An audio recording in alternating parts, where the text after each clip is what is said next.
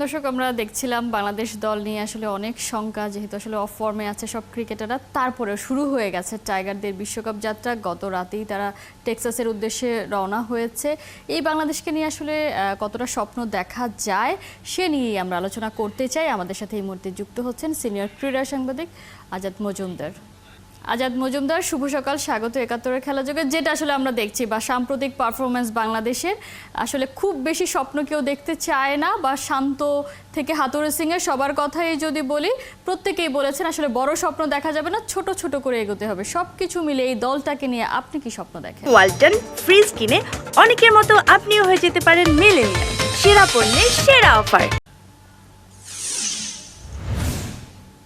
আসলে আমাদের জন্য প্রথম ম্যাচটাই খুবই গুরুত্বপূর্ণ ম্যাচ। সেটা অনেকটা নকআউট ম্যাচের মতো, কারণ আমরা শ্রীলঙ্কার সাথে আমাদের প্রথম ম্যাচ।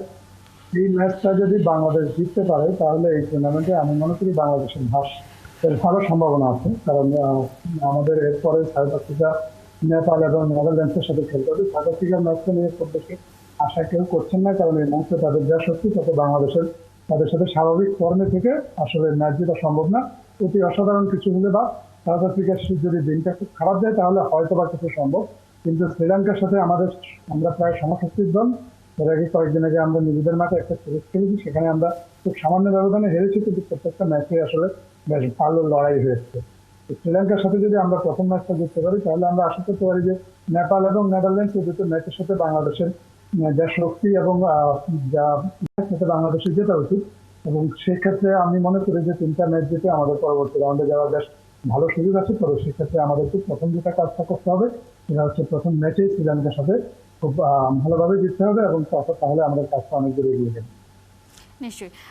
কিন্তু যে জায়গাটা আসলে প্রশ্ন, যে শুরুতেই বলছিলাম বাংলাদেশের যে আসলে সাম্প্রতিক পারফরমেন্স বা লাস্ট ম্যাচটা জিম্বাবুয়ের সাথে যেভাবে হেরেছে, বা লাস্ট তিনটা ম্যাচের কথাই যদি বলি, একটা ম্যাচ তো হেরেছে আর বাকি দুটাতে আসলে কোনো রকমভাবে জিম্বাবুয়ের বিপক্ষে জিতে গেছে। সেদিক থেকে আসলে কতটা সম্ভাবনা আসলে দেখছেন শ্রীলঙ্কার বিপক্ষে? কারণ শ্রীলঙ্কারদের যে ওয়ার্ল্ড ক্লাস বোলার, তাদের বিপক্ষে আমাদের ব্যাটার আসলে কেমন পারফর্ম করবে, যেখানে আমাদের টপ অর্ডার একদমই আসলে অফ ফর্মে আছে? হ্যাঁ, আপনি ঠিকই বলেছেন। জিম্বাবুয়ের সাথে আমরা যেরকম খেলেছি এরকম যদি বিশ্বকাপে খেলি তাহলে খুব একটা আশা নেই। তবে বিশ্বকাপ একটা ভিন্ন জিনিস, এবং সেখানে কন্ডিশনটাও আমি মনে করি ভিন্ন। এবং শুধু সেই কন্ডিশনটা যে শ্রীলঙ্কার জন্য নতুন তা নয়, আমাদের জন্য নতুন। এবং দুটো দলই আসলে এমন সমান অবস্থান থেকে শুরু করবে। সেখানে একটা নির্দিষ্ট সময়ে আমরা যদি ভালো করতে পারি, পার্টিকুলারলি আমাদের যদি টপ অর্ডার ভালো করতে পারি, তাহলে আমি মনে করি যে শ্রীলঙ্কাকে হারা সম্ভব। শ্রীলঙ্কাকে যে হারানো সম্ভব সেটা কিন্তু আমরা দেশের মাঠে দেখিয়েছি। জিম্বাবুয়ের সাথে আমাদের সিরিজটা ভালো যায়নি, এটা নানা কারণে হতে পারে। একটা কারণ ছিল গরম, আর একটা কারণ ছিল উইকেটটাও আমরা আসলে এমন ভাবে তৈরি করা হয়েছিল, প্লাস বৃষ্টি ছিল। প্রথম কয়েকটা ম্যাচে আসলে ধারাবাহিকভাবে খেলা কঠিন ছিল। আমি এই জিম্বাবুয়ের রেজাল্টটাকে খুব বেশি গুরুত্বের সাথে দেখছি না, এই কারণেই যে আসলে এই রেজাল্ট দিয়ে বাংলাদেশ দলকে বিচার করা কঠিন, এবং একই সাথে বিশ্বকাপও এই রেজাল্টের উপর ভিত্তি করে বিশ্বকাপের আশা নিরাশা নির্ভর করে না। বিশ্বকাপ পুরো একটা ভিন্ন জিনিস, এবং সেখানে সব দলেরই এক ধরনের বাড়তি চাপ থাকে। বাংলাদেশ দলের যেমন চাপ থাকবে, শ্রীলঙ্কার উপরও চাপ থাকবে। তো এই চাপটা আমরা যদি ক্যাপিটালাইজ করতে পারি এবং একটা যদি ভালো স্টার্ট সম্ভব হয়, আমি বলছি না যে ভালো স্টার্ট একেবারে নিশ্চয়তা দিয়ে আমরা বলতে পারি যে আমাদের টপ অর্ডার ভালো স্টার্ট দেবেই। সাম্প্রতিক সময় আমাদের টপ অর্ডারে আসলে খুব একটা ভালো ফর্মে কেউই নেই, কিন্তু তারপরেও একটা নির্দিষ্ট দিনের কথা যদি বলি, এই আমাদের পক্ষে তো ভালো করা সম্ভব। আমাদের যে ক্রিকেটাররা আছে আমরা জানি এরা সবাই প্রত্যেকেই ভালো ক্রিকেটার। হয়তোবা এই মুহূর্তে তারা একসঙ্গে ক্লিক করতে পারছে না, কিন্তু আমি একেবারে তাদের সম্ভাবনা উড়িয়ে দেবো এরকমটা নয়। আমি মনে করি যে তারা যদি ওই নির্দিষ্ট দিনে ভালো খেলে, বিশেষ করে শ্রীলঙ্কার সাথে, তাহলে আমাদের ভালো করার যথেষ্ট সম্ভাবনা রয়েছে এই বিশ্বকাপ। নিশ্চয়ই। আপনি বলছিলেন যে আমাদের ক্রিকেটাররা প্রত্যেকে কিন্তু আসলে ভালো বা বড় মাপেরই ক্রিকেটার। বিশেষ করে যদি আমি টপ অর্ডারের শান্ত এবং লিটন, এই দুজনই তো আসলে একটু অফ ফর্মে যাচ্ছেন। সেখান থেকে কি আসলে এইটা বিষয় মানে ধারণা করা তো হয়েছিল যে জিম্বাবুয়ের বিপক্ষে হয়তো লিটন ফর্মে ফিরবেন, সেটা হয়নি। কিন্তু আসলে তারা যে মাপের ক্রিকেটার, তাদের তো আসলে একটা ম্যাচই যথেষ্ট মোমেন্টামটাকে খুঁজে বের করা। সেখান থেকে আসলে লিটনকে নিয়ে কতটা আশাবাদী হওয়া যায়? কারণ যদি বলি যে এই লিটন শ্রীলঙ্কার বিপক্ষে স্কোয়াড থেকে বাদ পড়েছিলেন, কারণ তিনি নতুন বলে ভালো পারফর্ম করতে পারছেন না। সেখান থেকে আসলে নিজেকে সেভাবে প্রুফ করার সুযোগ পাননি বা করতে পারেননি, কিন্তু তারপরেও তার উপর আসলে টিম ম্যানেজমেন্ট ভরসা রেখেছে। সব কিছু মিলিয়ে লিটনকে নিয়ে প্রত্যাশাটা আসলে কতটা? আসলে আমরা কিন্তু বিশ্বকাপের আগে আরো 5টা ম্যাচ খেলবো সব দিয়ে। আমাদের যুক্তরাষ্ট্রের সাথে 3টা ম্যাচ আছে, পাশাপাশি 2টো ওয়ার্ম আপ ম্যাচ আছে। লিটন কিন্তু just one good innings away from returning to his form. একটা ভালো ইনিংস যদি লিটন খেলতে পারে, আমার বিশ্বাস লিটন তার ফর্মটা ফেরত পাবে। এবং সেক্ষেত্রে লিটনের সামনে কিন্তু আরো 5টা ম্যাচ আছে, যেখানে লিটন তার ব্যাটিং নিয়ে কাজ করার সুযোগ আছে এবং ফর্মে ফেরারও সুযোগ আছে।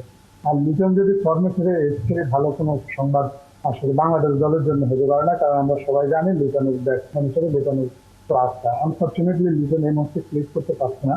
এটা তার মানে এই না যে আমরা লিটনের উপর আস্থা হারিয়ে ফেলবো। এই মুহূর্তে আমি বাংলাদেশে যারা অ্যাভেলেবেল ব্যাটসম্যান আছে এই পজিশনে, তাতে আমার কাছেও অন্তত নির্বাচকদের মতোই মনে হয় যে লিটনই আমাদের আসলে বেস্ট অপশন। যদিও তার ফর্মটা সাম্প্রতিক সময় ভালো যাচ্ছে না, কিন্তু সামনে যে 5টা ম্যাচ আছে, বিশেষ করে যুক্তরাষ্ট্রের সাথে যে 3টা ম্যাচ, এই 3টা ম্যাচে কিন্তু অফিসিয়াল T20 এই ম্যাচগুলোর পারফরমেন্স কাউন্ট হবে। এবং সেখানে যদি লিটন তার ফর্মটা ফেরত পেতে পারেন, তাহলে বিশ্বকাপে নেভার নো, ইসলাম লিটনও হতে পারে আমাদের আসলে পুরো প্রত্যাশ। এবারের বিশ্বকাপের টুর্নামেন্টে বাংলাদেশের কোন কোন প্লেয়ারকে আপনি আসলে গেম চেঞ্জার হিসেবে মনে করছেন যে তারা হতে পারে, আসলে যদি কোনো ম্যাচ বাংলাদেশ জেতে বা ভালো পারফর্ম করে, তারা আসলে ভালো পারফর্ম করলেই তবে সেটা সম্ভব? তাসকিন আহমেদের কথা আমি সবার আগে বলবো। এই মুহূর্তে খুবই ভালো ফর্মে আছেন, বাংলাদেশ দলের সেরা বোলার এক হচ্ছে বলা যায়। কিন্তু দুঃখজনক হলেও সত্য যে তার ইঞ্জুরি আছে।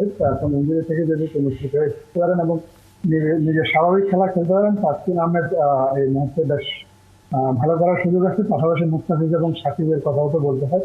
ব্যাটিং এর কথা আসলে নির্দিষ্ট করে কাউকে বলা খুবই কঠিন, কারণ ব্যাটিং এ আমাদের কারোই সেই অর্থে ধারাবাহিকতা নেই। সাম্প্রতিক সময়ে একটা ইনিংস ভালো যাচ্ছে, পরের কয়েকটা ইনিংস খারাপ যাচ্ছে। তবে জাকির আলী অনেক বড় আসরে এখনো খেলেননি। যদি তিনি তার নিজের সামর্থ্যের প্রমাণটা সেখানে দিতে পারেন, তাহলে তিনিও এই বিশ্বকাপে একটা তারকা হয়ে উঠতে পারেন বলে আমার বিশ্বাস।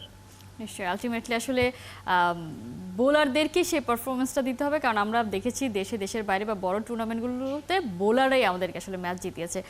সব কিছু আসলে দূরে রেখে সব শঙ্কা প্রত্যাশা করতে চাই বাংলাদেশ দলের জন্য, তাদের এই যাত্রা শুভ হোক। আজাদ মজুমদার, অসংখ্য ধন্যবাদ এতক্ষণ আমাদেরকে সময় দেওয়ার জন্য। দর্শক, আমরা কথা বলছিলাম টাইগারদের বিশ্বকাপ যাত্রা প্রত্যাশা নিয়ে। আমাদের সাথে আলোচনা এতক্ষণ যুক্ত ছিলেন সিনিয়র ক্রীড়া সাংবাদিক আজাদ মজুমদার।